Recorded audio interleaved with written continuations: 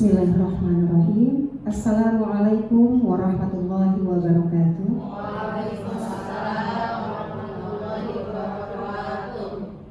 Yang terhormat Wakil Kepala Sekolah Bagian Kurikulum Pak Supriyadi SPD NPD, yang kami hormati Wakil Kepala Sekolah Bagian Humas Ibu Amatullah SPD MM0, dan yang kami hormati Bapak Ibu guru dalam kapasitas baik itu sebagai guru pelajaran maupun sebagai wali kelas.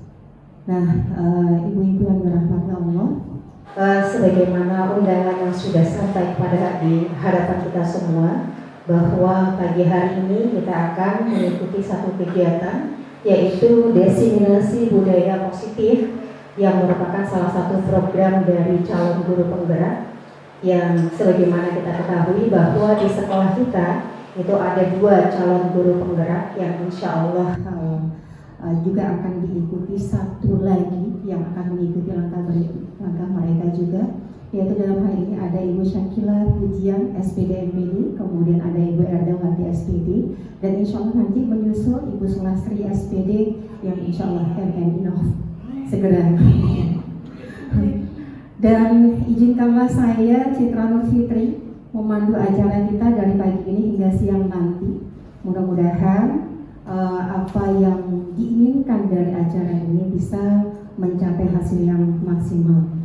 Nah, ibu-ibu yang dirahmati Allah, pada pagi hari ini nanti kita akan didampingi oleh salah satu dari 3 GGP yang ada di sekolah kita, yaitu Ibu Syakila Pujian.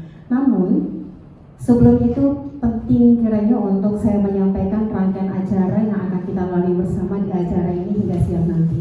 Yang pertama adalah pembukaan, yang kedua adalah sambutan dari Kepala SMA Negeri 3 Sumbawa Besar yang nantinya insya Allah akan diwakili oleh Bapak Wakakurikulum Bapak Supriyadi. Kemudian nanti akan kita saksikan bersama, kita simak bersama pemaparan materi yang akan disampaikan oleh Ibu Syakila Pujian selaku calon guru penggerak di sekolah kita. Kemudian nanti ada sesi tanya jawab, ya, sesi tanya jawab atau diskusi, dan terakhir adalah penutup.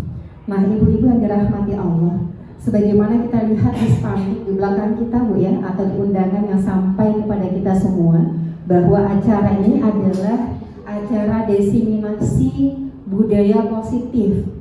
Budaya positif. Saya mencoba untuk searching apa sih budaya positif yang dimaksudkan. Ternyata itu adalah, atau diseminasi budaya positif itu adalah kegiatan untuk mewujudkan nilai-nilai nilai-nilai yang secara umum diakui di tengah-tengah masyarakat, yang itu adalah nilai-nilai baik tentunya yang kemudian diterapkan di sekolah.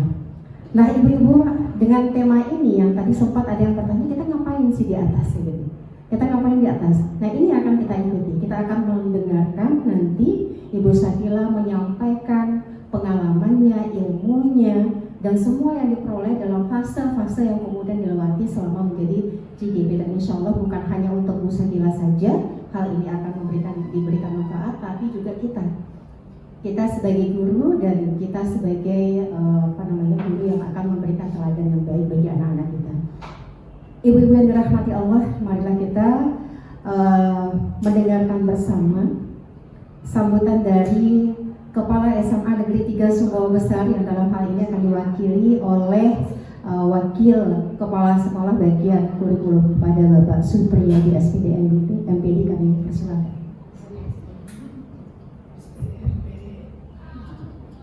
Bismillahirrahmanirrahim. Assalamualaikum warahmatullahi wabarakatuh. Alhamdulillahirabbil alamin, wassalatu wassalamu ala asyrofil anbiya'i wal mursalin sayyidina wa maulana Muhammad wa ala alihi wa sahbihi ajmain. Amma ba'd. Pertama sekali kami menyampaikan ucapan terima kasih kepada MC. Saya nggak apa-apa mengoreksi sedikit, tadi sering diulang-ulang. Ibu-ibu yang dihormati, ada juga bapak-bapak ya, supaya nggak tersinggung tadi. Kita maklumi beliau ini sering menyampaikan materi di pengajian dari wahara yang wajar, ya, kita maklum. Yang kami hormati khusus kepada Ibu Syakila Pujian SPD MPD selaku TGP angkatan 9. teristimewa juga Bapak Ibu Wali kelas yang sempat hadir di sela kesibukan yang luar biasa dalam aktivitas sehari-hari, sehingga rela untuk meninggalkan tugas di kelasnya masing-masing demi memenuhi undangan dalam kegiatan diseminasi budaya positif yang akan tentunya sangat bermakna bagi kita dalam aplikasikannya di tengah-tengah siswa kita dalam hal ini. Pertama sekali tentu tidak bosan-bosannya mari kita memanjatkan puja dan puji syukur kita kepada Allah Subhanahu wa taala atas berbagai limpahan rahmat taufik serta hidayahnya. Alhamdulillah di siang hari ini kita semua masih dianugerahi kesehatan, keafiatan serta kesempatan sehingga dapat bersama-sama hadir mengikuti kegiatan yang bermakna. Kemudian salam dan salam tauhid kita aturkan kepada junjungan alam Nabi besar Muhammad sallallahu alaihi wasallam yang telah membawa umat manusia dari kehidupan gelap gulita kepada kehidupan terang benderang dengan nur iman dan Islam. Alhamdulillahirabbil alamin. Bapak Ibu yang hormati, izinkan kami mewakili Bapak Kepala Sekolah karena sedianya yang akan memberikan sambutan arahan tentunya beliau dan sekaligus juga akan membuka kegiatan ini secara resmi. Namun karena ada kesibukan kegiatan memang tidak dapat ditinggalkan sehingga didelegasikan kepada kami dan hari ini.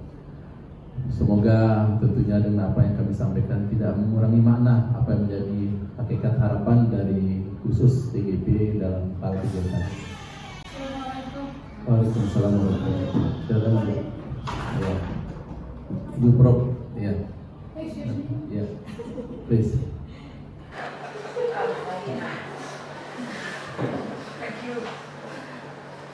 Ya. Jadi tentu menjadi rasa penasaran kita bersama, ya, kegiatan diseminasi budaya positif, sehingga saya juga mendengar di luar sebelum kita semua masuk ke ruangan ini akan bertanya semua di dalam benaknya masing-masing, bahkan berdiskusi apa sih yang akan kita lakukan di ruangan F3 ini, ya. Nah ini pertanyaan besar yang tentunya juga sangat bermakna. Karena ketika kita hadir di sini tentu dengan rasa ingin tahuan yang besar pula, bagaimana konkretnya dengan apa yang akan disampaikan yang menjadi salah satu bahan penting bagi kita selaku guru dalam mengaplikasikan ilmu kita di tengah-tengah anak didik kita. Karena saya sendiri juga penasaran juga ketika calon guru penggerak menyampaikan hal itu. Saya setelah mengikuti TGP ini belum menjadi GP ini dengan berbagai tahap proses dan sebagainya yang sangat luar biasa. Ternyata saya merasakan bahwa sesungguhnya selama ini saya merasa bahwa saya sudah memberikan yang terbaik. Saya sudah berlaku sebagai guru yang luar biasa kepada anak-anak saya. Tetapi apa sesungguhnya yang saya alami? Ketika saya mengikuti tahapan dan proses-proses dalam TGP ini, barulah terungkap sesungguhnya bahwa sebenarnya apa yang saya anggap benar ternyata tidak sesungguhnya seperti itu. Apa yang saya anggap luar biasa bagi saya dengan kemampuan yang saya berikan ternyata juga tidak bermakna atau kurang dari sebagaimana yang semestinya disyaratkan dalam TGP. Ini salah satu. Sehingga itulah menjadi hal yang sangat bermakna, tentu penting bagi kita semua untuk membuka yang sesuatu yang menjadi tabir misteri yang selama ini menjadi tanda tanya itu. Nah, saya secara pribadi memang ya dari awal ingin sekali bergabung di TGP. Saya sempat mengikuti tes ya pada gelombang kedua, tahap kedua waktu itu, gelombang kedua tahun 2020 kalau nggak salah ya. Ya, saya ikut sama itu ya, angkatannya Bu Purna waktu itu juga, Ibu Lili, ya. Kemudian kalau di sekolah kita waktu berdua dengan Pak Irfan. Kalau saya tahu Pak Irfan waktu itu beliau mundur ketika pas praktek mengajar, karena disyaratkan itu juga kita harus lengkap dengan segenap fasilitas untuk mengajar yang semestinya, papan tulis dan sebagainya. Memang saat itu Pak Irfan menyampaikan ketika ditanya bersamaan dengan kegiatan kita di aula waktu itu, ada kegiatan lah di aula ya dengan Pak Ipanda waktu itu. Izin Pak Pak Irfansa ke lab untuk menerima tindak lanjut itu, ternyata ditanya kesiapan sebagainya. Pak Irfan nggak siap karena papan untuk mengajarnya tidak disiapkan sehingga menyatakan mundur. Nah, untuk diketahui bersama, pada gelombang kedua itu tidak seperti sekarang sudah direduksi, sudah dikurangi. Sekarang menjadi hanya 3 tahapan tes. Kalau itu sudah 4. Dari tes EC-nya, kemudian tidak tes akademik ya, tes akademik waktu itu, kemudian juga ada tes praktek mengajar, dan keempat adalah wawancara. Saya ikuti semua itu, ya. Dan ya mungkin berbicara persoalan nasib, ya, tapi hal yang perlu menjadi koreksi dan menjadi pelajaran bersama bagi teman-teman yang akan mengikuti itu. Salah satu nilai yang saya anggap sebagai sesuatu yang membuat saya tidak sukses ketika praktek mengajar. Ya, saya merasa percaya diri, yakin dengan fasilitas yang ada. Laptop saya waktu itu pikir bisa connect langsung pada saat pas waktu, karena selalu diingatkan 3 hari sebelum pelaksanaan sudah diingatkan, Bapak siap. Sebenarnya siap dimaksud sebenarnya banyak hal, tapi saya terjemahkan siap hanya siap secara pribadi saja tanpa mempertimbangkan hal-hal jadi fasilitas pendukung. Ternyata ketika saya melakukan praktek, saya punya laptop itu nggak connect. Padahal mestinya jauh hari makanya diingatkan, saya sudah termasuk itu saya kontrol, tapi saya nggak kontrol itu. Nah, nggak nyambung berkali-kali hampir waktu sampai 15 menit lamanya saya hanya mau kotak-katik masalah fasilitas itu, dan nggak nyambung. Akhirnya dikasihlah solusi, Bapak pakai HP saja. Itu solusi terakhir. Akhirnya saya menggunakan HP. Nah, fasilitas HP ini memang ya itulah. Saya menyadari ini salah satu kelemahan, sehingga kita menjadi pelajaran di situ. Ya, semua proses persiapan itu juga harus dipersiapkan, termasuk fasilitas yang mendukung sarana prasarana kita. Nah, itulah pengalaman, sehingga semua saya ikuti sampai pada terakhir, ya, dan akhirnya diperoleh keputusan. Ya, alhamdulillah saya saat itu tidak diberikan kesempatan untuk masuk di tahap kedua. Saya tidak pernah surut untuk ikut. Oh, masa teman bisa berhasil, kita enggak. Kan itu prinsip selalu positif ya, kita selalu berusaha. Atau juga sama makan nasi juga, iya sama, ya kan? Karena teman-teman seangkatan juga waktu itu sama juga berhasil, ada juga yang enggak. Tetapi saya berusaha untuk selalu meyakinkan bahwa saya pasti saatnya akan mampu. Tetapi persoalan pada tahap berikutnya 3-4 saya cek memang tidak ada di Sumbawa direkrut. 3-4 saya tidak pernah buka-buka lagi. Ternyata di gelombang 2 buka, saya nggak pernah ikuti terus itu, sudah nggak pernah ikuti itu. Padahal saya punya semangat ingin ikut gitu.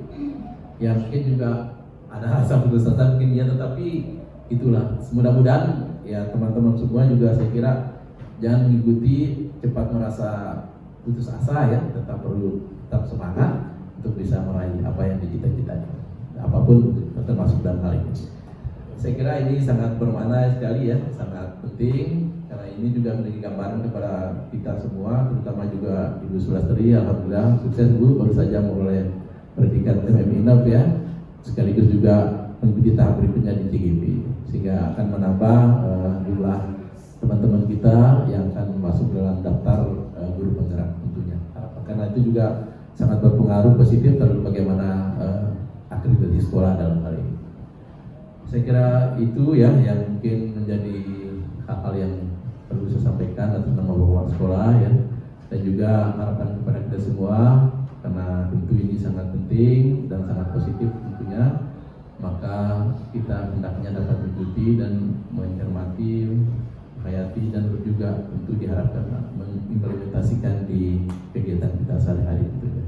Selamat kepada Ibu Sakila Pujian SPD MPD, tinggal beberapa tahap lagi kan sudah Loka Karya ya.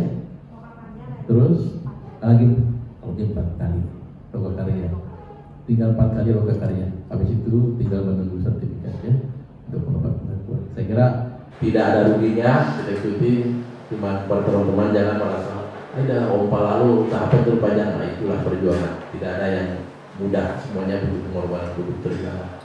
Saya kira demikian. Selamat kepada Ibu Sakila dan juga teman-teman yang kami ikuti dari langkah Ibu Sakila sama-sama masuk dalam daftar calon guru penggerak dan juga menjadi guru penggerak akhir. Saya kira demikian, lebih kurang saya mohon maaf. Mari kita buka acara kegiatan diseminasi budaya positif di SMA Negeri Semua Besar. Dalam hal ini dipandu oleh CGP Ibu Sakila Pujian SPD MPD. Mari kita buka dengan sama-sama melepaskan basmalah. Bismillahirrahmanirrahim. Demikian, bila terima. Assalamualaikum warahmatullahi wabarakatuh. Terima kasih kami sampaikan kepada Wakil Kepala Sekolah Bagian Kurikulum Bapak Supriyadi SPD MPD yang sudah berkenan membuka acara ini. Baik ibu-ibu, bagaimana tetap semangat kita pagi hari ini? Alhamdulillah. Karena insya Allah Bu, sebagaimana yang saya sampaikan tadi, dengan tema yang luar biasa yang sedang kita ikuti saat ini, tentu sudah mulai, saya yakin, sudah mulai ada titik-titik pertanyaan yang mungkin sudah ada di benak kita masing-masing. Tapi ditahan dulu ibu-ibu agar lebih serunya nanti di dalam sesi itu. Mari ibu-ibu dan bapak-bapak, mohon maaf. Jadi mari kita sama-sama terlebih dahulu untuk menyimak pemaparan materi diseminasi kita pada hari ini yang akan disampaikan langsung oleh calon guru penggerak kita Ibu Sakila Pujian SPD MPD. Gimana Bu, siap? Siap Bu ya? Insya Allah, mudah-mudahan apa yang akan dibagikan kepada kita menjadi ilmu tambahan bagi kita semua. Kami persilakan Ibu Sakila Pujian. Terima kasih. Assalamualaikum. Bismillahirrahmanirrahim. Assalamualaikum warahmatullahi wabarakatuh. Selamat pagi. Terima kasih saya ucapkan kepada moderator Ibu Citra dan Pak Supriyadi SPD MSI yang sudah berkenan untuk membuka acara diseminasi saya pada pagi hari ini. Teristimewa rekan-rekan guru, Bapak Ibu senior saya di SMA Negeri 3 Sumbawa Besar yang saya hormati. Terima kasih yang sebesar-besarnya saya ucapkan atas support, dukungan dan motivasi yang diberikan kepada saya. Saya berdiri di sini bukan berarti saya lebih tahu Bapak Ibu dibandingkan Bapak Ibu. Hanya saja saya berdiri di sini karena saya terlebih dahulu mendapatkan ilmu ini dari program guru penggerak. Begitu Bapak Ibu. Jadi kita sama-sama belajar, kita sama-sama memberikan pengaruh yang positif terhadap lingkungan kita, sama dengan tema kita yaitu tentang budaya positif hari ini. Apakah budaya itu? Apakah ada budaya di sekolah kita, budaya positif yang pernah ada di sekolah kita, Bapak Ibu? Ada, tentu saja ada. Mari kita ulas terlebih dahulu terminologi katanya. Budaya positif adalah benar yang dikatakan oleh Bu Citra tadi ya. Budaya positif itu adalah nilai-nilai keyakinan dan kebiasaan yang ada di sekolah kita yang berpihak pada murid sehingga murid dapat berkembang menjadi pribadi yang berdaya, seimbang, dan bahagia serta penuh tanggung jawab. Itu yang diinginkan dari budaya positif Bapak Ibu. Jadi berakar pada nilai-nilai kebajikan universal. Nanti saya jelaskan apa itu nilai-nilai kebijakan atau kebajikan universal yang kita yakini selama ini dalam kehidupan kita sehari-hari. Salah satu contoh budaya positif yang sudah ada di sekolah kita terekam melalui beberapa macam kegiatan Bapak Ibu. Ada kegiatan yang pertama dengan latar merah putih, itu adalah kegiatan budaya positif kita dalam kegiatan 17 Agustus ya Bapak Ibu. Jadi ada kegiatan tarik tambang. Kira-kira nilai apa yang kita ingin tanamkan pada anak-anak dalam kegiatan itu? Kerjasama, kekompakan, kemudian ya saling percaya satu sama lain, kepemimpinan mereka. Seperti itu Bapak Ibu yang ingin kita tampilkan. Kemudian untuk gambar kedua, dalam kegiatan kita kira-kira apa yang ingin kita berikan kepada anak murid kita, anak didik kita, Bapak Ibu? Tanggung jawab, kemandirian, percaya diri. Kemudian yang ingin disampaikan juga dalam impact itu adalah wajah profil pelajar Pancasila. Dimensi pertama Bapak Ibu, beriman, bertakwa kepada Tuhan Yang Maha Esa dan berakhlak mulia. Itu yang disampaikan dalam budaya positif kita. Kemudian serangkaian yang lain juga ada kegiatan Sabtu Budaya senam.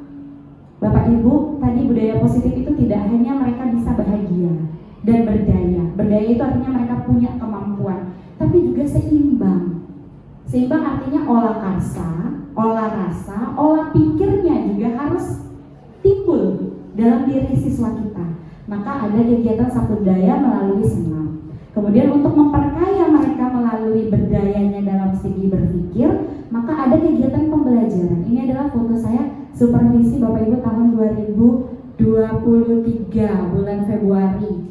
Ini kegiatan praktikum di mana saya memberikan kesempatan kepada siswa saya untuk bisa meneliti struktur lumut dan paku dengan menghadirkan langsung lumut dan pakunya di dalam proses pembelajaran. Jadi mereka mengamati benda realia, modelnya seperti itu. Nah, topik yang akan saya angkat pada pagi hari ini ada 6 topik Bapak Ibu. Jadi ada disiplin positif dan nilai-nilai kebajikan universal, ada teori motivasi, hukuman, penghargaan, dan restitusi. Kemudian keyakinan kelas, mungkin ini target sasaran utama kami sebagai calon guru penggerak adalah memberikan informasi terkait keyakinan kelas, kebutuhan dasar manusia dan dunia berkualitas, restitusi 5 posisi kontrol guru, dan restitusi segitiga atau langkah-langkah dari segitiga restitusi. Yang pertama, disiplin positif. Saya ingin bermain dengan Bapak Ibu. Mungkin ada volunteer. Kita akan bermain kepalan tangan. Kepalan tangan ini satu dari tangan rekan Bapak Ibu, mohon maaf yang saya hormati, bisa ke depan nanti salah satu relawan mungkin dari Bapak satu, kemudian dari Ibu satu. Jadi yang Ibu mungkin Bu Nunu ya? Boleh Bu Nunu? Ya. Bu Nunu? Aduh Bu Nunu. Jadi Sensei, saya minta Sensei namanya Sensei nih Pak, Sensei Samba, Sensei Samba, Sensei Samsul Bahri, saya ingatkan. Nah, Bu Nunu dan Pak Sensei yang saya hormati, saya ingin bermain kepalan tangan. Kepalan tangan ini nanti Bu Nunu saya berikan sticky note, kemudian Bu Nunu bisa menuliskan sesuatu yang menurut Bu Nunu itu sesuatu yang sangat berharga. Kemudian Bu Nunu tidak boleh memberitahukan Pak Samsul Bahri. Artinya nanti Pak Samsul Bahri akan merayu, kemudian memaksa, mengintimidasi, marah-marah boleh Bapak, ya. Pokoknya Ibu tulis dulu sesuatu yang berharga bagi diri Ibu. Kemudian Ibu gempalkan di tangan, tidak boleh beritahu Pak Sensi. Nanti Pak Sensi lagi, Pak Samsul. Jadi nanti Pak Samsul Bahri yang akan merayu supaya bisa kelihatan tulisannya apa, gitu ya. Jadi bicara, ya. Silakan dikepalkan di genggaman tangannya. Oke. Saya persilahkan waktunya Pak untuk memberikan, merayu boleh, mengintimidasi boleh, marah boleh Bapak, silakan.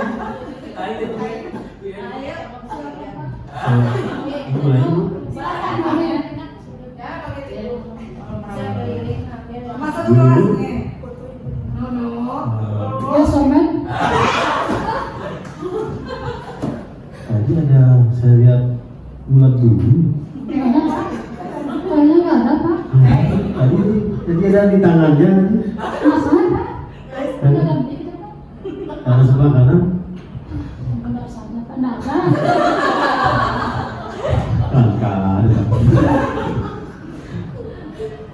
Apalagi Pak?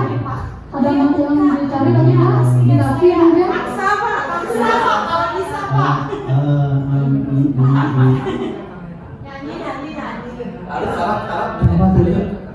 Nyanyi dulu Pak. Kok kurang ketemu Pak?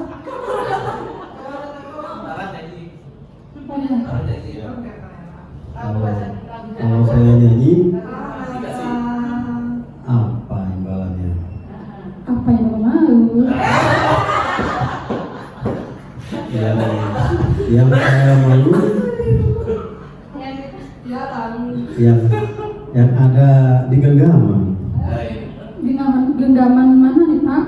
Yang genggaman bukan yang panjang-panjang itu bukan. Satu mungkin ada, Pak. kayaknya ada yang buat saya penasaran, ada sepucuk kertas. Masa sih Pak, selembar kertas. Oh iya, selembar kertas. Belum sepucuk kasih ya. Nyanyi dulu Pak, kokoro Iya. dulu. Berarti kalau saya nyanyi bersedia. Hai, hai.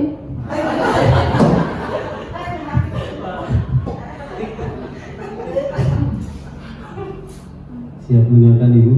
Siapa? Tolong tutup telinga. Aiwa isu molalabai.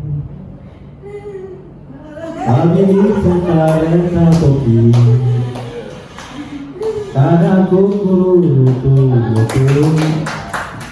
watashi wa yonde. Sudah. Ada tahu. Mau dikasih tangan ya? Gimana Oke, ya? karena usahanya Pak Samsul Bahri sangat keras, saya akan kasih selembar kertas ini. Mudah-mudahan yang berharga di kertas ini sama dengan berharganya di hati Pak Samsul Bahri. Amin, ya Rabbal alamin. Permisi Pak, silakan dia. Oke, makasih. Sama-sama. Tapi bukan mungkin Pak, apa kira-kira sesuatu yang berharga dari Ibu Nunu? Apa kira-kira? Apa ya? Salah ya dong. CIMTA. Terima kasih yang sudah bermain Pak Samsul Bahri dengan Ibu Nunu. Terima kasih. Silakan Pak kembali ke Udah tempat. sukses ya. Semoga saya tidak kualat. Karena ini senior saya kerjai sebentar.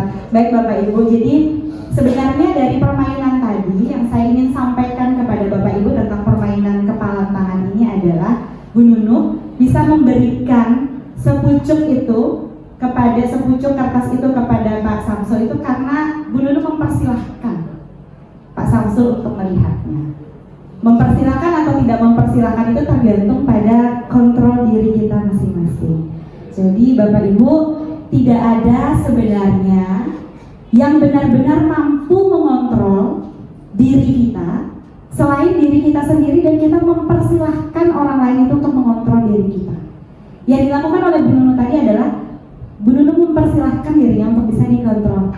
Akhirnya bisa memberikan sesuatu yang ada di genggamannya karena bujukan rayuan dari Pak Samsul. Sebenarnya yang berperan penting di situ adalah Ibu Nunu mau tidak mau memberikan kontrol tersebut, sama yang terjadi pada anak murid kita Bapak Ibu. Jadi sebenarnya saya juga belajar, ini tamparan keras bagi saya di calon guru penggerak, karena ternyata saya selama ini berusaha untuk mengontrol anak didik saya, dan itu merupakan miskonsepsi dari teori kontrol. Jadi kalau kita melihat yang sudah saya paparkan di LCD itu, ada miskonsepsi terhadap teori kontrol Bapak Ibu. Yang pertama, ilusi. Guru itu dapat mengontrol murid, itu ilusi Bapak Ibu. Saya juga belajar itu ternyata. Jadi seolah-olah saya bisa mengontrol murid, kita bisa mempersilahkan murid kita melakukan sesuatu yang kita inginkan, itu ternyata ilusi. Karena mereka mempersilahkan kita untuk mengontrol mereka. Yang bisa mengontrol diri mereka adalah diri mereka sendiri. Yang kedua, ilusi bahwa semua penguatan positif itu efektif dan bermanfaat Bapak Ibu. Jadi itu hanya ilusi sebenarnya. Murid kita itu tidak benar-benar mengetahui apa yang kita bicarakan. Saya juga berasa tertampar pada saat mempelajari materi ini Bapak Ibu. Ternyata waduh, selama ini ternyata saya salah. Ternyata saya melihat fata morgana, perubahan yang terjadi pada diri anak didik saya itu bukan karena saya, tetapi karena kontrol diri mereka sendiri. Kemudian yang ketiga, ilusi bahwa kritik dan membuat orang merasa bersalah dapat menguatkan karakter. Ini yang mungkin sering kita lakukan atau saya lakukan Bapak Ibu. Oh, anak kamu sudah begini, selama ini haruslah kamu buat sesuatu yang berbeda agar keluargamu lebih baik lagi dan lain sebagainya. Merasa bersalah dan membuat anak didik kita itu lost motivasinya, itu juga ilusi Bapak Ibu. Hal yang sangat luar biasa kita berikan kepada anak didik kita, ternyata itu semuanya dibantah di guru penggerak. Begitu. Jadi Yang keempat adalah ilusi bahwa orang dewasa memiliki hak untuk memaksa. Kita memaksa anak didik kita untuk bisa sesuatu yang mereka tidak suka. Mungkin seperti itu. Jadi ketika mereka terpaksa, sebenarnya mereka sedang memanipulasi kita. Kita yang dimanipulasi, seolah-olah kita bisa mengontrol mereka. Padahal yang mengontrol mereka adalah diri mereka sendiri. Maka adalah yang disebut dengan perubahan teori stimulus respon ke teori kontrol atau pilihan, di mana kita mencoba di teori stimulus respon itu mengatakan bahwa kita mencoba untuk mengubah orang agar berpandangan sama dengan kita. Tapi sebenarnya orang itu ibu punya pandangan yang berbeda-beda. Perspektif Pak Samsul bisa saja benar terhadap sesuatu, tapi menurut Bu Nunu, Bu Wiwin, Bu Am, dan seterusnya bisa saja salah. Dan itu harus dihargai dalam teori kontrol. Kemudian yang kedua, perilaku buruk dinilai sebagai sesuatu yang salah. Dalam teori kontrol, kami diajarkan bahwa setiap perilaku itu punya alasan kenapa perilaku itu muncul. Jadi alasan itulah yang kita gali sebagai guru. Tidak berpihak kepada apa yang tampak, tapi kita harus tahu apa yang tidak tampak juga. Modelnya seperti itu. Kemudian guru atau orang lain itu bisa mengontrol saya. Tidak, Bapak Ibu. Tidak ada benar-benar orang yang bisa mengontrol orang lain. Yang bisa mengontrol diri kita adalah diri kita sendiri. Kemudian saya bisa mengontrol orang lain. Ini juga pandangan yang kurang tepat, karena kita tidak bisa mengontrol orang lain. Kemudian ada juga pemaksaan. Ada pada saat bujukan gagal. Oh ya, ketika kita membujuk anak-anak kita gagal, kemudian kita paksakan anak kita. Ya, kemudian di sini diganti menjadi teori yang kita mampu harus bisa memberikan kolaborasi dan konsensus, Bapak Ibu, menciptakan pilihan-pilihan yang baru. Kemudian teori stimulus respon itu sudah mengacu kepada model berpikir menang kalah. Anak-anak kita harus kita kembalikan ke lingkungannya dengan model berpikir menang-menang, win-win solution. Begitu. Jadi tidak lagi mereka kalah karena mereka berbuat salah, mereka merasa kalah karena tidak didengarkan, dan korban merasa menang karena kita berpihak kepada mereka. Tapi haruslah kedua-duanya, baik korban maupun pelaku, merasa benar-benar memiliki kesempatan untuk bisa berkonsultasi, mengungkapkan perasaannya sehingga ada solusi yang win-win tadi, sama-sama menang. Anak-anak yang salah kita kembalikan posisinya dengan baik, identitasnya kita sukseskan kembali. Anak-anak yang menjadi korban juga kembali ke lingkungannya dengan kondisi karakter yang lebih sukses. Bapak Ibu, kami di Guru Penggerak dengan Mbak Erda diajarkan bahwa kita harus legowo terhadap segala sesuatu. Jadi ketika kita menyampaikan, yang kita sampaikan kepada siswa itu adalah bukan doktrin, Bapak Ibu, tapi informasi. Apakah anak didik kita menerima informasi tersebut dengan baik dan benar? Nah, itu adalah kontrol dirinya sendiri. Dan itu bisa dibangun melalui budaya positif yang kita pelajari hari ini. Apa yang terlintas di pikiran Bapak Ibu ketika mendengar kata disiplin? Taat, kata Pak Iron. Apalagi kira-kira? Takut. Taat terhadap aturan. Ya Bu ya. Kalau melihat terminologi kata disiplin itu berasal dari bahasa disiplina, artinya belajar, Bapak Ibu. Jauh kan? Saya juga begitu ketika membaca modul ini. Oh, disiplin itu belajar. Ternyata saya kira selama ini taat aturan, datang tepat waktu, duduk baik, duduk manis. Ternyata disiplin itu belajar, Bapak Ibu. Belajar tentang kontrol diri sendiri, berdasarkan tujuan kita untuk mencapai tujuan yang mulia yang diinginkan, berdasarkan nilai-nilai kebajikan universal yang kita miliki tadi. Saya datang ke sekolah tepat waktu bukan karena ingin menghindari hukuman dari Pak Bur, digunting rambutnya atau bagaimana. Kemudian saya juga datang bukan juga untuk dipuji oleh Bu Wiwin. Selamat ya nak, kamu sudah datang tepat waktu. Karena itu motivasi eksternal, Bapak Ibu.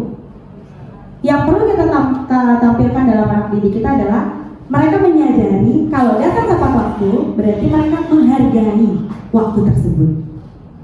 Itu yang harus kita berikan. Dan ini masih saya pelajari Bapak Ibu. Mari sama-sama kita bangun budaya positif itu. Karena saya tidak bisa sendiri Bapak Ibu bergerak. Kami butuh orang-orang hebat. Kami butuh kebijaksanaan dari Bapak Ibu, dukungan dan support sistem yang baik dari seluruh sivitas sekolah, baru bisa terbentuk budaya positif. Kemudian makna disiplin itu tiba-tiba jadi tereduksi menjadi sesuatu yang dilakukan seseorang pada orang lain untuk mendapat kepatuhan. Kalau anak-anak itu patuh berarti dia disiplin. Padahal sebenarnya itu bukan disiplin. Itu ya paksaan sekali. Nah, kecenderungan umum yang terjadi dalam masyarakat kita adalah kata disiplin itu kita analogikan dengan ketidaknyamanan. Jadi bukan dengan apa yang kita hargai atau pencapaian suatu tujuan yang mulia. Jadi itu yang harus kita ubah sedikit pelan-pelan untuk bisa memberikan efek yang luar biasa kepada anak didik kita. Nah, nilai kebajikan yang tadi kita singgung itu nilai kebajikan apa sih sebenarnya? Nilai kebajikan yang sedang ada di kurikulum kita adalah nilai profil pelajar Pancasila tadi. Ada 6 dimensi, Bapak Ibu sudah sering mendengarnya. Kemudian ada nilai-nilai kebajikan yang lainnya seperti toleransi, taat, dan seterusnya. Itu adalah nilai-nilai universal. Nilai-nilai kebajikan yang harus ada dalam setiap didik anak murid kita dan ada pada dalam diri kita sendiri. Ya. Kemudian ini contoh-contohnya ada berempati, lurus hati, jujur, usaha, kemudian rasa hormat, toleransi, kemudian persahabatan, tanggung jawab. Itu adalah hal-hal yang harus dimiliki oleh anak didik kita. Nah, disiplin positif merupakan salah satu cara untuk menerapkan disiplin yang bertujuan untuk menumbuhkan kesadaran serta memberdayakan murid untuk melakukan sesuatu tanpa adanya ancaman, hukuman ataupun penghargaan. Jadi anak-anak melakukan sesuatu disiplin itu karena mereka menyadari nilai-nilai apa yang mereka pegang, yang mereka pedomani dalam kehidupannya. Mari kita lihat motivasi yang menggerakkan perilaku manusia. Ada 2. Ada ekstrinsik dengan intrinsik. Hukuman dan penghargaan atau imbalan itu Bapak Ibu, dia masih sifatnya ekstrinsik. Jadi ketika kita menghukum anak, ternyata itu sifatnya tidak akan lama. Sebentar aja, dilakukan lagi. Jadi ketika anak kita, ibaratnya kita pukul hari ini, mereka akan melakukan lagi besok. Karena efeknya sangat singkat dari luar. Penghargaan juga demikian. Saya yang biasa memberikan reward kepada anak-anak, mungkin Bapak Ibu juga merasa sering memberikan reward kepada anak-anak, penghargaan, itu ternyata menghukum Bapak Ibu, membelenggu anak didik kita. Kenapa? Nanti saya jelaskan di belakang. Motivasi intrinsik yang harusnya kita timbulkan adalah mereka harus bisa menghargai nilai-nilai kebajikan yang tadi. Nah, kita berakar pada filosofi pendidikan Ki Hajar Dewantara. Ada kata-kata merdeka. Apa bahasa Inggrisnya merdeka, Bu? Freedom, ya. Freedom. Tapi hari kemerdekaan Independence Day, ya, betul sekali. Jadi kemerdekaan, freedom. Kemudian hari kemerdekaan, Independence Day. Dua kata yang berbeda. Yang diinginkan pada saat Ki Hajar Dewantara tahun sekian sebelum kemerdekaan itu adalah mereka bukan berarti freedom, bukan bebas yang diinginkan. Anak-anak kita tidak disuruh bebas. Anak-anak kita itu disuruh independence. Bahasa Indonesianya mandiri. Jadi merdeka yang diinginkan oleh Ki Hajar itu adalah mandiri, bukan bebas. Itu mungkin yang saya pelajari di guru penggerak Bapak Ibu. Jadi merdeka itu artinya tidak hanya terlepas dari pemerintahan, akan tetapi juga cakap buat memerintah diri sendiri. Pemerintahan itu artinya pemerintahan Belanda yang saat itu menjajah kita. Tapi kalau kita ingin menjadi suatu negara yang terbebas gitu ya, merdeka gitu ibaratnya, ya kita harus juga mandiri, punya sumber daya sendiri, punya pemerintahan sendiri. Itu yang kita timbulkan juga dalam diri anak-anak. Dia bisa mandiri baik secara individu maupun sebagai seorang masyarakat. atau menjadi bagian dari kelompok masyarakat. Ini yang saya bilang tadi dihukum oleh penghargaan. Penghargaan itu ternyata Bapak Ibu ada yang pertama, pengaruhnya jangka pendek dan ada juga yang jangka panjang. Penghargaan itu menghukum, penghargaan itu mengurangi ketepatan. Contoh misalnya, saya kasih poin 5 kalau kalian bisa langsung mengumpulkan 15 menit ke ibu. Apa yang akan ditulis anak-anak kita kira-kira? Ya secepat mungkin kan, hanya untuk melihat, hanya untuk mendapat poin 5 itu. Tapi ketepatan mereka yang kita inginkan adalah mereka bisa mungkin menulis, menganalisis, mengelaborasi pada saat itu. Tapi karena ada penghargaan duluan, orientasinya ke situ. Jadi tidak tepat sasarannya. Kemudian penghargaan itu tidak efektif Bapak Ibu karena jangkanya jangka pendek dan jangka panjang. Kemudian penghargaan itu merusak hubungan. Contoh misalnya kelompok A, B, C. Kelompok A kalau bisa menjawab dapat poin 5. Siapapun dari kelompok dapat poin 5. Ketika salah menjawab temannya, dia marahi temannya. Nah itu termasuk merusak hubungan kedekatan pertemanannya karena saat tidak saling percayanya sudah hilang begitu.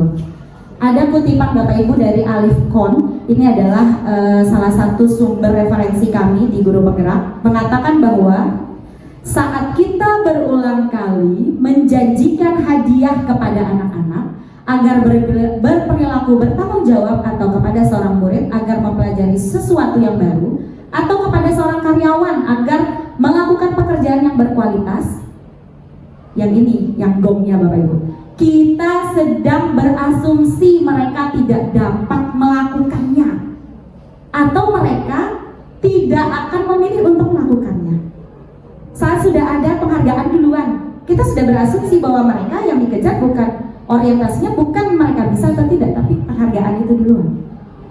Jadi kita sudah berasumsi bahwa anak didik kita tuh nggak bisa, harus ada penghargaan baru bisa. Nah, ini penghargaan menurunkan kualitas yang tadi. Ketika cepat, tepat, tidak bisa disampaikan melalui penghargaan itu, dapat poin 5, dapat coklatos dan lain sebagainya, itu pasti akan mengurangi kualitasnya. Penghargaan itu mematikan kreativitas. Kemudian penghargaan mengurangi motivasi intrinsik mereka. Nah, Bapak Ibu, mungkin dalam benak Bapak Ibu, Bu Sekila, penghukum nggak boleh, penghargaan nggak boleh. Terus ya apa, Bu Iwin, masa Bu Iwin? Terus gimana Bu Sekila? Harus bagaimana? Saya juga bertanya begitu Bapak Ibu pada instruktur nasional saya. Pak, saya ini sering kasih penghargaan, reward sama anak murid saya. Masa nggak boleh penghargaan? Kan nggak ada motivasinya mereka nanti. Ternyata ada Bapak Ibu. Apresiasi. Yang diapresiasi apanya? Nilai kebajikannya. Contohnya ini. Kemarin saya perhatikan rasa empatimu besar ya nak, pada saat menolong murid baru di kelas kita. Yang ditekankan yang ini Bu, Bapak Ibu, empatinya. Ini justru jauh powerful ketimbang hukuman dan penghargaan. Yang kedua, contoh yang kedua, saya menghargai sekali nak kepedulianmu pada saat kamu membantu teman-temanmu di tugas kelompok. Kemudian terima kasih ya nak atas rasa tanggung jawabmu pada saat kamu memungut kertas-kertas yang berserakan di lantai. Itu jauh lebih powerful Bapak Ibu ketimbang kita memberikan penghargaan dan hukuman. Jadi ada 3, ada hukuman, konsekuensi, dan restitusi. Apa perbedaan hukuman, restitusi, dan konsekuensi Bapak Ibu? Hukuman itu sifatnya memaksa, langsung kejadian. Kalau konsekuensi itu ada anak didik kita dengan kita sudah tahu peraturannya seperti apa. Kalau hukuman itu langsung di tempat. Kalau restitusi mungkin ini yang baru didengar atau mungkin sudah pernah didengar. Restitusi ini adalah cara kita untuk menebus kesalahan. Cara anak-anak untuk menebus kesalahannya agar mereka menawarkan solusi terhadap permasalahan yang sedang mereka lakukan. Nanti ada videonya Bapak Ibu. Mari kita lihat bersama-sama, kita analisis. Mencatat 100 kali di dalam buku kalimat saya tidak akan terlambat lagi karena terlambat ke sekolah. Ini termasuk hukuman apa konsekuensi? Hukuman. Kemudian lari mengelilingi lapangan basket 2 kali karena terlambat hadir di sekolah, hukuman. Memberikan coretan yang dibuat di meja, membersihkan coretan yang dibuatnya di meja tulis, konsekuensi. Kemudian murid diminta untuk push up 15 kali karena tidak menggunakan masker ke sekolah, hukuman. Dan seterusnya Bapak Ibu. Oh, luar biasa. Terima kasih Bapak Ibu sudah menjawab. Cocok nih 2, 3, 4, 5, 11 orang. Guru penggerak siap masuk, siap masuk. Ya, ini dia hukuman, konsekuensi, dan restitusi perbedaannya. Ya, Bapak Ibu ada di sini. Jadi sebentar, saya tidak bisa membaca. Sesuatu yang menyakitkan harus terjadi kalau hukuman. Kemudian konsekuensi itu adalah sesuatu yang harus terjadi. Restitusi itu merupakan sebuah pilihan. Anak-anak dibuat tidak nyaman dalam jangka waktu yang panjang. Yang konsekuensi jangka waktu pendek. Kalau restitusi menguatkan untuk murid atau anak dalam jangka waktu yang panjang juga. Jadi orientasinya ketika kita menghukum anak-anak, Bapak Ibu, identitasnya gagal, belum gagal hari itu juga. Tapi kalau kita menerapkan disiplin positif melalui konsekuensi dan restitusi, identitasnya sukses. Tapi Bapak Ibu, yang konsekuensi itu belum efektif karena sifatnya masih ekstrinsik tadi, di luar, motivasi luar. Yang restitusi lah motivasi intrinsiknya. Kita bahas terlebih dahulu tentang restitusi. Restitusi adalah proses menciptakan kondisi bagi murid untuk memperbaiki kesalahan mereka sehingga mereka bisa kembali pada kelompok mereka dengan karakter yang lebih kuat. Restitusi juga merupakan proses kolaboratif yang mengajarkan murid untuk mencari solusi untuk masalah mereka dan membantu murid berpikir tentang orang seperti apa yang mereka inginkan atau tujuan kuliah apa dan bagaimana mereka harus memperlakukan orang lain. Itu dia restitusi Bapak Ibu. Jadi anak-anak kita suruh mencari sendiri solusi dari permasalahan yang mereka buat. Contoh saat terlambat datang ke sekolah, nanti ada prosesnya. Prosesnya itu melalui segitiga restitusi yang sebelah sini Bu Bapak Ibu, sebelah kanan saya. Jadi ini ada caranya menstabilkan identitas terlebih dahulu, kemudian memvalidasi tindakan yang salah, kemudian menanyakan keyakinan apa. Maka dari itu keyakinannya mereka harus kita gali melalui keyakinan kelas tadi. Ini keyakinan kelas Bapak Ibu. Mengapa tidak peraturan saja? Mengapa harus keyakinan? Kira-kira kenapa Bapak-bapak dan Ibu-ibu? Peraturan ekstrinsik, keyakinan dari dalam diri, betul sekali, Ibu. Peraturan itu sifatnya terlalu memaksa anak-anak. Kalau keyakinan ada proses di mana anak-anak itu kita sadarkan dan kita ajak kolaborasi untuk menyadari hal itu. Keyakinan kelas biasanya juga ada istilah kesepakatan kelas. Kesepakatan kelas itu lebih rinci dan detail. Kesepakatan kelas itu konkret dan lebih mirip dengan peraturan kalau kita bahasanya kesepakatan. Tapi kalau keyakinan itu sifatnya lebih abstrak, berisi nilai-nilai kebajikan yang diyakini secara universal.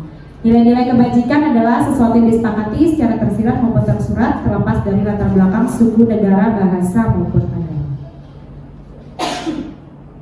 Bapak Ibu, di sini ada peraturan kelas. Selalu kembalikan buku ke tempatnya. Kira-kira nilai apa yang ingin kita berikan kepada anak-anak kita? Tanggung jawab, betul sekali. Kemudian dilarang mengganggu orang lain. Nilai apa kira-kira? Nilai kebajikan apa yang kita ingin sampaikan? Jangan ganggu temanmu deh. Menghormati, betul. Terus hadir di sekolah 15 menit sebelum pembelajaran dimulai. Disiplin, bisa jadi. Dilarang melakukan kekerasan. Saling menghargai, saling menghormati. Dilarang menggunakan narkoba. Pengendalian diri bisa. Bisa. Dilarang menggunakan narkoba. Apa yang ingin kita sampaikan kepada anak-anak ketika kita larang menggunakan merokok, narkoba dan seterusnya? Apa kira-kira Ibu? Supaya mereka jangan merusak diri sendiri, supaya mereka apa? Sayang diri sendiri, sehat. Mari kita cek bersama-sama menggunakan masker ini. Itu nilai yang ingin kita tampilkan di kelas. Jadi selalu kembalikan buku tanggung jawab, menghargai orang lain, menghormati orang lain, keselamatan. Bapak Ibu, kalau dilarang melakukan kekerasan itu adalah keselamatan dan menghormati orang lain. Ketika tidak menggunakan narkoba, itu nilai yang ingin kita tonjolkan pada anak-anak dalam kesehatan dan seterusnya. Nah, apa hubungannya dari yang saya bicarakan panjang lebar tadi adalah peraturan kelas itu kita adopsi. Bapak Ibu, yang saya bawa hari ini adalah buku tatip. Buku tatip ini adalah peraturan yang dibuat oleh sekolah. Tapi peraturan dibuat oleh sekolah itu tidak bermakna bagi siswa, Bapak Ibu. Karena di sini isinya adalah konsekuensi. Poin. Supaya bermakna, kita buat dalam bentuk keyakinan. Tidak terlambat datang ke sekolah itu, keyakinannya apa? Supaya mereka bisa menghargai waktu. Jadi kita deskripsikan di kelas itu apa nilai-nilai dan peraturan apa di kelas yang ingin kalian ingin kalian aplikasikan di kelas ini supaya bisa seperti itu.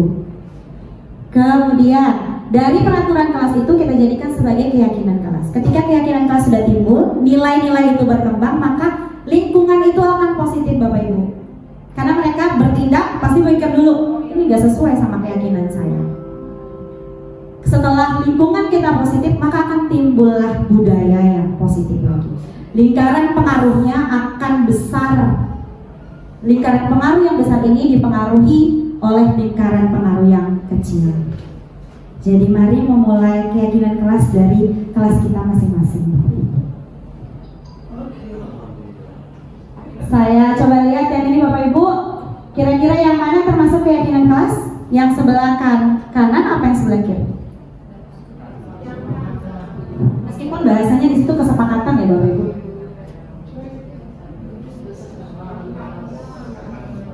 Yang kanan saya, kanan berarti yang hijau atau yang putih? Yang putih kenapa? Bu Iwin, yang putih Bu Iwin. Ada apa Bu Iwin? Ada apa? Dua belah pihak. Ya, ada kesepakatan antara dua belah pihak. Kemudian yang lain saling menguntungkan.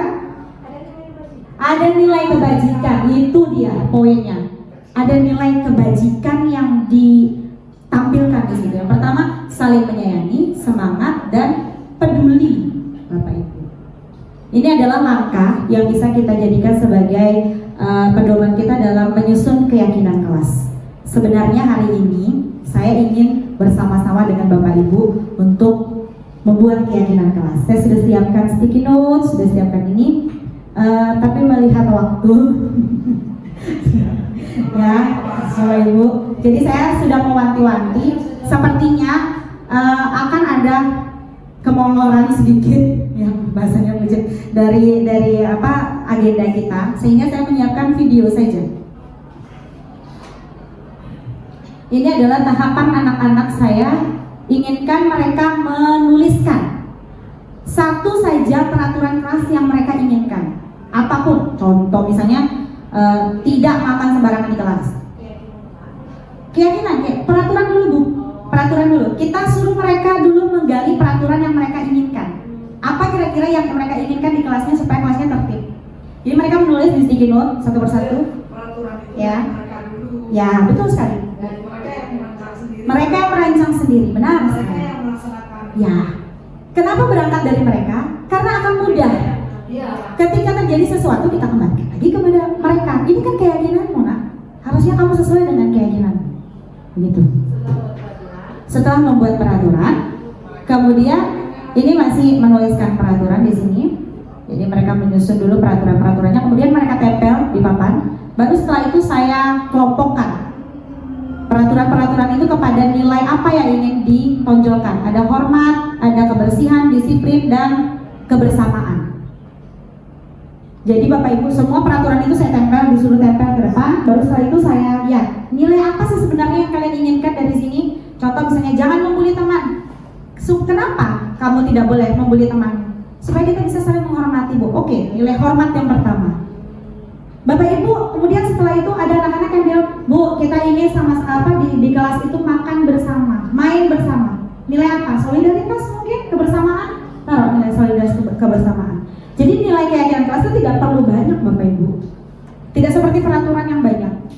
Nanti di situ akan dikuatkan melalui tabel T dan tabel Y. Hari ini sebenarnya. Ya Bapak Ibu. Nah ini. Baru setelah itu nanti agak memang tulisan itu tidak terlalu estetik untuk dilihat Bapak Ibu. Jadi di sini saya kuatkan melalui gambaran perilaku yang mencerminkan. Ada terlihat, terdengar, dan berperilaku. Mereka menghormati orang lain dengan cara apa? Terlihatnya. Contoh misalnya mereka, ya saya mau memuji teman saya Bu.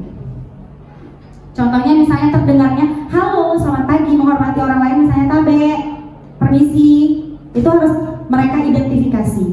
Kamu menghormati orang lain dengan cara apa? Terlihatnya bagaimana? Terdengarnya bagaimana? Berperilakunya seperti apa? Itu kita bedah satu persatu. Supaya anak-anak bisa tahu bahwa ini konkretnya seperti ini.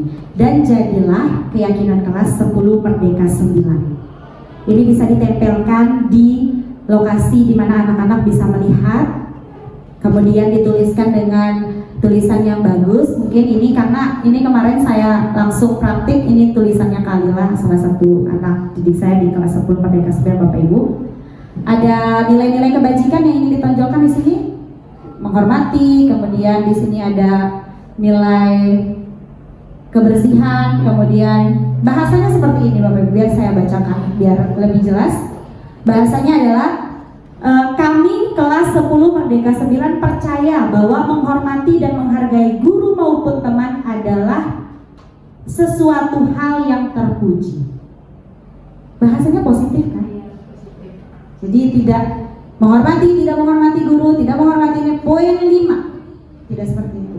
Jadi bahasanya bahasa positif. Kemudian kami kelas 10 Merdeka 9 percaya bahwa kami bisa menjaga lingkungan kelas agar tetap bersih dan nyaman saat melakukan proses belajar. Jadi mereka menyusun sendiri. Ada 4 poin saja Bapak Ibu. Nah, keyakinan kelas ini tidak sifatnya baku, tapi bisa ditinjau sepanjang waktu. Karena mungkin ada perilaku yang tiba-tiba lost dari anak-anak, kemudian tidak tercover di dalam keyakinan kelas. Maka keyakinan kelas itu bisa saja kita perbaharui, kita tambah, kita perbaiki. Mulainya begitu. Baik, silakan diterapkan di kelasnya masing-masing. Jadi tadi saya memberikan informasi kepada Bapak Ibu bahwa semua perilaku dari anak-anak itu punya alasan. Alasannya biasa berhubungan dengan kebutuhan dasar apa dari anak-anak yang tidak terpenuhi. Bapak Ibu, mungkin ini adalah saya juga merasa berefleksi di sini. Kenapa saya berperilaku sangat keras terhadap diri saya? Di modul 1.2 Bapak Ibu, kami ditampar di modul 1.2. Testimoni saya dengan testimoni Mbak Erda pada saat membaca modul 1.2 adalah kami menangis. Kami menangis menyadari bahwa ternyata perangai yang kita lakukan yang tercermin dalam diri kita selama ini adalah ada alasan. Ada kebutuhan yang tidak terpenuhi mungkin saja. Kebutuhan dasar kita tuh ada 5 Bapak Ibu. Bertahan hidup, kebutuhan dasar utamanya. Orang kalau nggak makan Bapak Ibu, semua bisa dimakan sama dia. Ya kan? Begitu kan? Orang lapar kan? Marah, nangis, membludak, emosi tidak stabil, karena itu adalah kebutuhan dasar utama sekali. Termasuk di situ kesehatan rumah dan rasa aman. Anak-anak harus rasa aman datang ke sekolah. Makanannya harus tercukupi, Bapak Ibu. Baru mereka bisa belajar dengan baik. Kebutuhan dasar yang kedua apa? Kasih sayang dan rasa diterima. Disayangi itu kebutuhan dasar ternyata Bapak Ibu. Saya kira saya hidup sendiri nggak perlu tuh kasih sayang dari orang lain. Ternyata kasih sayang itu kebutuhan dasar. Diterima sama orang lain di sekeliling kita. Benar sekali. Yang ketiga penguasaan, kebutuhan pengakuan atas kemampuan. Anak-anak kita perlu dipuji kalau mereka punya prestasi. Perlu dihargai dan diapresiasi kalau punya prestasi. Begitu. Kemudian kebebasan. Anak-anak kita perlu mandiri, bebas. Kemudian mereka juga ternyata kesenangan, ketawa, ketimi dan lain-lain itu adalah kebutuhan dasar.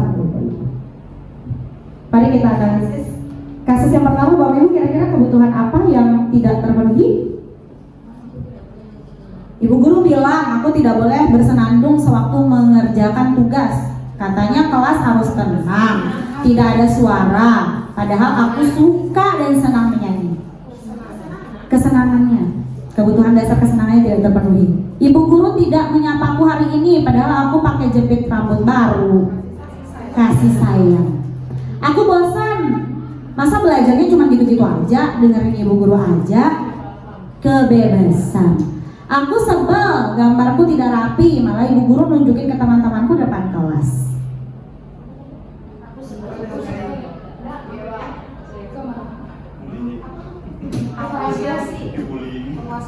Penguasaan. Ya, itu dia Bapak Ibu. Maka ini adalah cikal bakal lahirnya pembelajaran diferensiasi yang sedang saya pelajari. Modul 2.1. Posisi kontrol. Mari kita lihat posisi kontrol. Bukan posisi kontrol Bapak Ibu, kesenangan. Saya dengan Bu Erda itu disuruh menelisik dan berpikir kembali mengapa, apa sih dari kebutuhan dasar kita tidak terpenuhi sehingga perangai kita tiba-tiba seperti ini. Saya termasuk keras sama diri saya Bapak Ibu. Jadi sesuatu saya tidak dapatkan dan kebutuhan dasar yang tidak saya dapatkan pada saat itu adalah pengakuan, kompetensi. Karena orang berangkat dari latar belakang orang tua yang bukan, tanda kutip mohon maaf sekali lagi, bukan pegawai. Ya, jadi saya ini adalah dengan Mbak Erna, ini adalah korban kompetensi, korban dari kompetisi. Anak-anak kompetitif, korban kompetitif kami ini. Sehingga kami keras terhadap diri kami sendiri. Mungkin Bapak Ibu melihat kami dinilai kami seperti apa, Bapak Ibu bisa tahu sendiri. Dari situ akhirnya ketika kita menelisik lagi kenapa saya keras terhadap diri saya, oh ternyata pada saat saya SMP, saya SD, tekanan dari luar itu terlalu banyak terhadap anak-anak yang punya sesuatu. Jadi kami itu berusaha dengan keras sekali untuk bisa diakui kompetensi itu. Tidak cantik kamu di belakang. Jangan berdiri di paduan suara paling depan. Meskipun kompetensi kita pada saat itu bisa. Kami Ibu pada saat modul 1.2 menangis sejadi-jadinya bahwa perangai ternyata yang selama ini, perilaku yang tercermin dalam diri kita selama ini adalah karena kami tidak terpenuhi kebutuhan dasar pada saat itu yang mempengaruhi kita untuk bertindak saat kita dewasa. Ya, jadi kenapa saya keras berarti ada pemenuhan kebutuhan dasar yang tidak terpenuhi. Bapak Ibu mungkin sederhananya begini, saat tidak punya duit, ngelihat orang misalnya beli baju, seandainya saya punya duit. Ketika punya duit, apa yang dilakukan? Dia beli baju. Karena kebutuhan dasarnya pada saat ingin beli baju itu tidak mau, gitu loh. Tapi pada saat ada kesempatannya, mungkin pada saat itu ingin banget beli.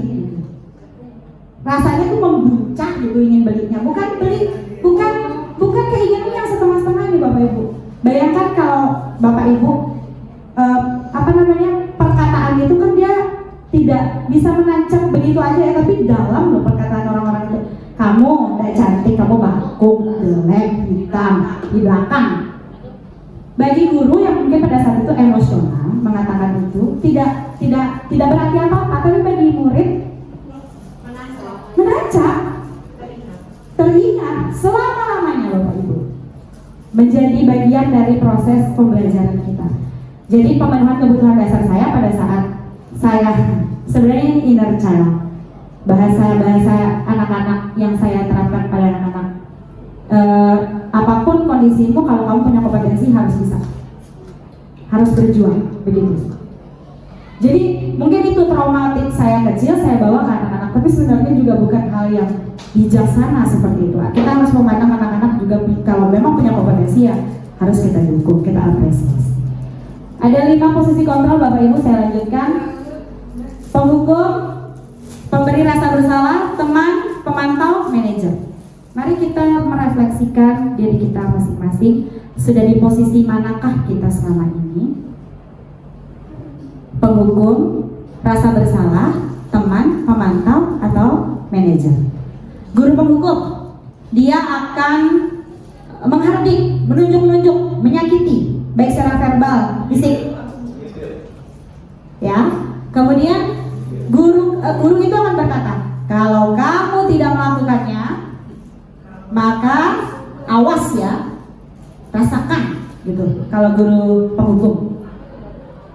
Kalau guru hasilnya apa yang dihasilkan ketika kita menjadi guru penghukum?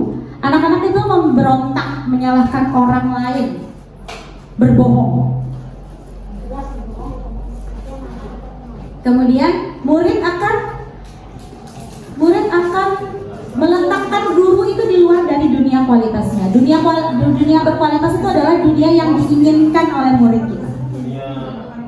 Dunia ideal yang menurut mereka itu mereka dambakan gitu. Anak-anak itu akan berkata, biarin deh, nanti paling marah-marahnya hilang. Biarin deh, paling marah-marah lagi besok kalau kita jadi guru penghukum. Kemudian dampaknya pada murid adalah mengulangi kesalahannya. Kita pukul hari ini, besok pasti ngulang lagi. Kita cubit hari ini, pasti besok ngulangi lagi. Kita berikan kata-kata yang kasar kepada anak diri kita, besok pasti diulangi lagi. Kemudian yang kedua adalah guru yang memberikan rasa bersalah. Aduh nak, kamu itu lihat bapakmu nih kerja banting tulang tiap malam, jadi kuli buat kamu, tapi kamu begitu. Kurang lebih seperti itu Bapak Ibu. Jadi anak-anak justru akan merasa lost. Dia akan menyalahkan dirinya sendiri, hilang motivasinya, karena mereka merasa bahwa tidak ada pencapaian yang saya buat ternyata selama ini. Jadi rendah diri anak-anak itu. Dan ini jauh lebih berbahaya ketimbang ini. Kalau penghukum besok ya, luapan emosinya akan langsung tersampaikan begitu saja. Contoh, dipukul. Besok saya pergi ke lapangan parkir. Lapangan parkir, saya lihat mobil atau ban motor dari guru saya tancapkan paku. Itu motivasinya atau emosinya dia langsung tersalurkan detik itu juga kalau guru penghukum. Tapi kalau guru yang membuat anak-anak merasa bersalah, anak-anak akan mendendam. Menjadi anak-anak yang pendendam, rendah diri, kehilangan motivasi belajar, dan ini jauh lebih berbahaya. Suatu waktu mereka meledak akan tidak bisa terkontrol sama sekali. Dan ini memberikan identitas gagal pada anak-anak. Motivasinya juga motivasi untuk menghindari hukuman. Kalau posisi teman dan penghukum, identitasnya masih positif Bapak Ibu. Teman, mungkin kita ya, saya nih selalu kelihatannya saya selalu memberikan ini refleksi bagi saya juga. Jadi anak-anak itu seolah-olah kita buat bergantung dengan kita. Ketika kita jadi teman, aduh kamu gimana terlambat, kamu gimana sih telat terus, maaf bu, senyum-senyum misalnya sama kita, masuk deh. Suatu saat ketika kita berubah, ingin membuat dia jerah, dia akan kecewa dengan kita. Ibu kan teman saya, masa sih yang begitu sama saya? Anak-anak tidak mandiri kalau kita jadikan posisi kontrol kita sebagai teman. Yang keempat, posisi pemantau. Pemantau itu berdasarkan data, gesturnya formal, tidak memberikan kesempatan kepada anak didik untuk dekat dengan beliau, tapi based on data semuanya. Reaksi, ekspresinya tidak berlebihan. Itu adalah posisi pemantau. Yang paling tinggi dan memberikan motivasi intrinsik kepada diri siswa adalah manajer. Manajer ini adalah gabungan dari teman dan pemantau Bapak Ibu. Jadi kalau ibaratnya dari guru penggerak, kita harus pandai menempatkan diri sebagai teman maupun sebagai pemantau. Refleksi yang sangat luar biasa untuk saya di guru penggerak karena masih sangat perlu latihan yang banyak untuk menjadi posisi manajer. Paling tidak di guru penggerak kami diajarkan bahwa kami harus menggeser yang dua ini, penghukum dan membuat rasa bersalah. Tidak boleh ada. Kemudian ada teman, pemantau dan manajer, ini boleh secara bergantian. Baik, ini tadi yang segitiga restitusi Bapak Ibu yang saya janjikan kepada Sia, bahwa hal yang pertama ketika anak melakukan kesalahan, kita stabilkan identitasnya dulu. Contohnya, baik Bu Wiwi, terima kasih. Kita itu punya 3 bagian otak di kepala kita. Ada otak reptil, otak mamalia, otak luhur, primata. Otak reptil adalah untuk gerakan-gerakan reaksi refleks. Dikejar anjing, tidak mungkin kita akan berpikir, apakah saya akan berpikir berapa kilometer yang akan saya tempuh? Tidak mungkin, lari otomatis reaksi pertama kita. Itu adalah otak reptil. Emosi kita dikontrol oleh otak mamalia. Dan yang terakhir otak luhur primata itu adalah otak yang berpikir terhadap apapun tindakan yang kita lakukan. Itu. Jadi ketika anak-anak sedang salah, melakukan kesalahan, itu identitasnya gagal Bapak Ibu. Emosi tidak stabil. Kalau kita hajar, tidak akan mau ngaku. Bagaimanapun modelnya, di restitusi begitu. Teorinya. Ilmu restitusi. Langkah pertama adalah kita menstabilkan dulu identitasnya. Tenang nak, duduk, silakan duduk.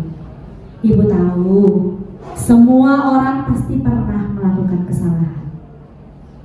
Itu kata-kata positif yang kita berikan ke anak-anak itu bisa men-switch sepersekian second, detik anak-anak dari tinggi, high level tinggi jadi begini Bu, dia anteng karena tidak ada nada tendensi kepada mereka.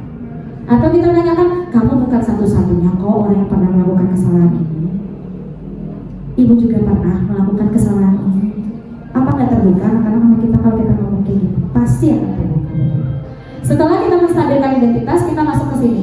Adakah cara yang lebih efektif untuk menanyakan kamu, kebutuhanmu, dan seterusnya? Baru setelah itu kita tanyakan nilai-nilai keyakinannya. Kamu melakukan ini apakah sudah sesuai dengan nilai keyakinan yang kamu buat di kelas? Bagian mana yang kamu langgar? Jadi anak-anak itu menggali sendiri solusi dari perilaku yang mereka timbulkan. Videonya ini, minta tolong pasut. Ini contoh restitusi saya, demonstrasi konteks wallpaper.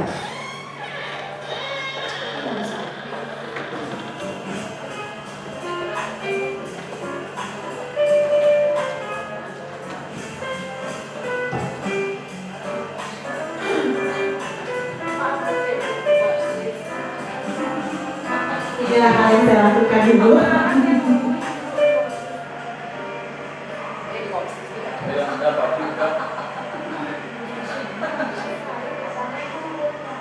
Waalaikumsalam, selamat pagi. Silakan duduk, bagian yang ada. Apa yang terjadi?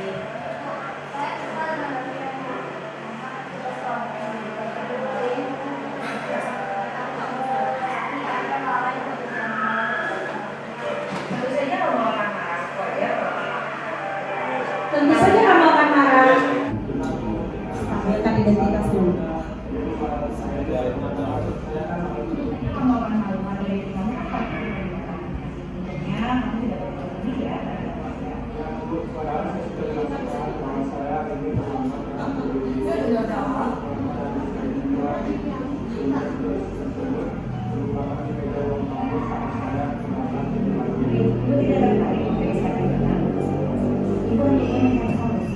Kita fokus pada yang besar ya, adalah hal yang wajar. Semua orang pernah.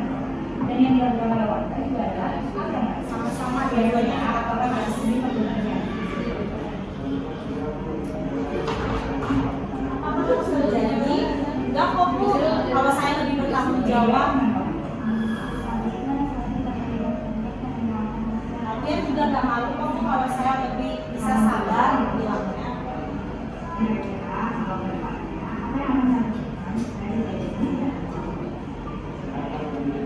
Nah, kita berikan solusi pada anak-anak kalau ke depannya gimana kita harus lakukan. Anak-anak yang memberikan tawaran solusinya.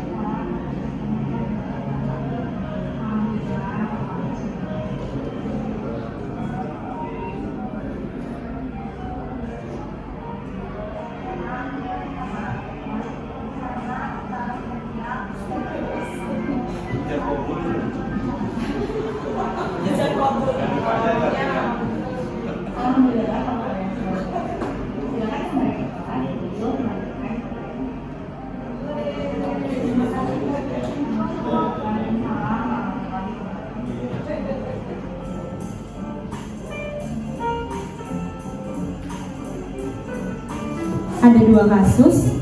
Jadi kasus yang pertama tadi pertengkaran, yang ini mencontek.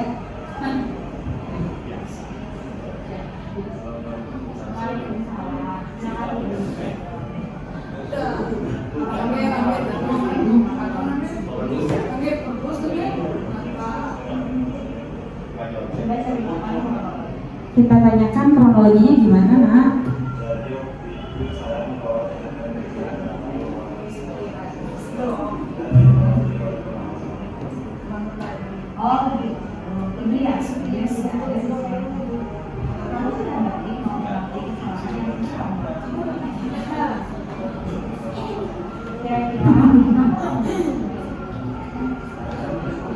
Lima menit lagi sebentar.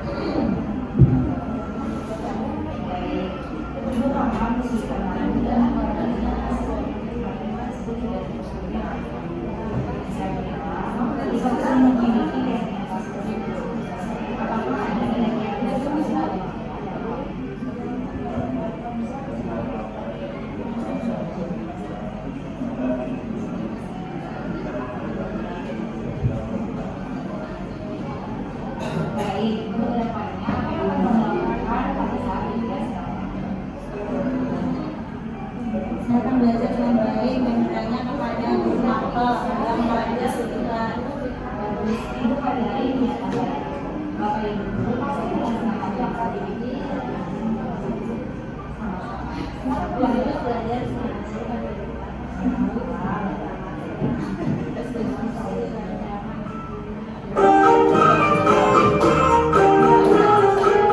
Ini belum barsnya Bapak Ibu. Ini YouTube saya ini. Kesalahan-kesalahan pada saat take. Jadi ada kesalahan-kesalahan take yang saya lakukan. Baik Bapak Ibu, silakan ya next masuk. Bisa nih. Ya. Ke samping saya. Ada urusan.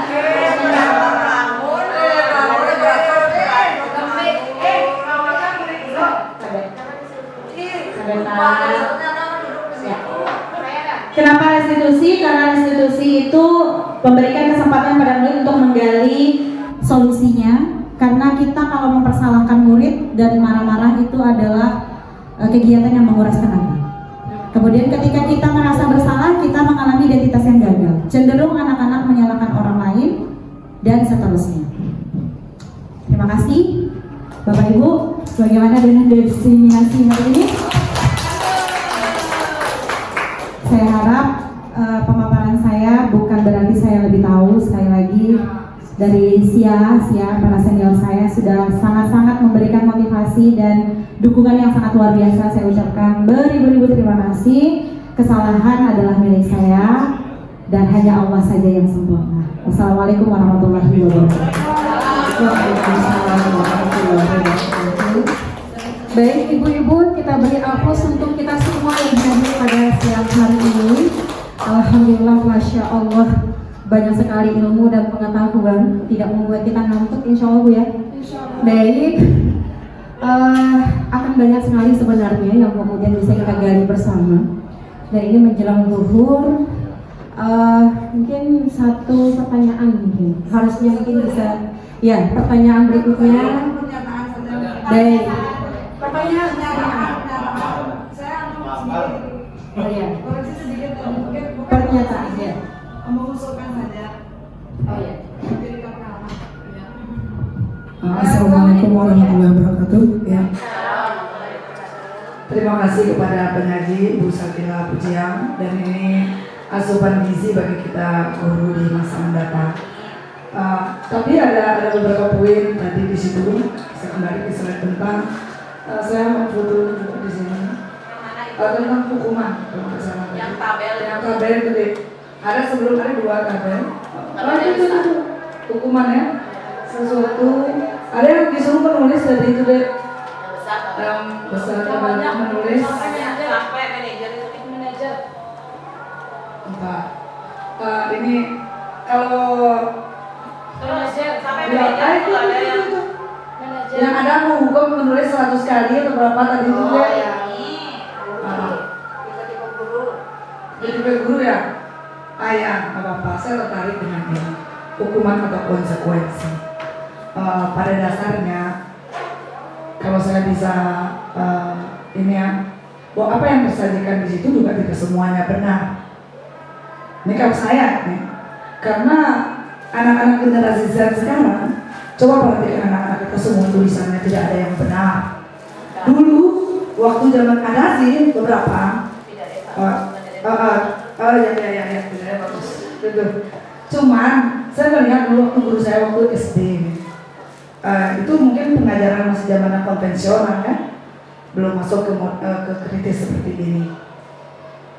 Kita disuruh mencatat 100 kali itu tulisan bersambung, tulisan apa. Ternyata apa akibatnya itu sangat bagus dalam tulisan menulis kita. Nah, tapi tidak semua apa yang terjadi dari itu diapresiasikan dan nanti. Itu yang pertama. Kita diskusi ini ya, bukan ini.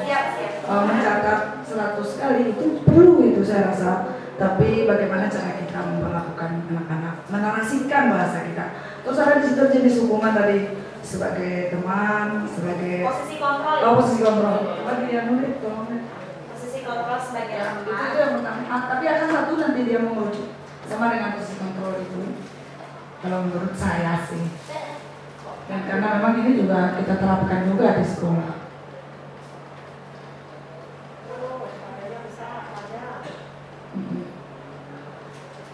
Nah itu kan. Nah ini 5 posisi kontrol. Siapa bilang menghukum itu tidak baik? Baik. Kalau menurut saya, karena banyak hal yang kita lakukan itu ternyata tapi caranya setelah kita memberi hukuman, misal tuh maka suruh apa tuh kapukil nih anak tahu. Terus setelah nanti, biarkan begitu saja, dekati dia. Hati ibu dengan anak itu berbeda caranya. Apa mereka cukur dulu tuh dia itu. Tetap dendam tuh dia kena kesudahan katu awal yang semua tapi kesudahan anak buat cukur dulu gerak.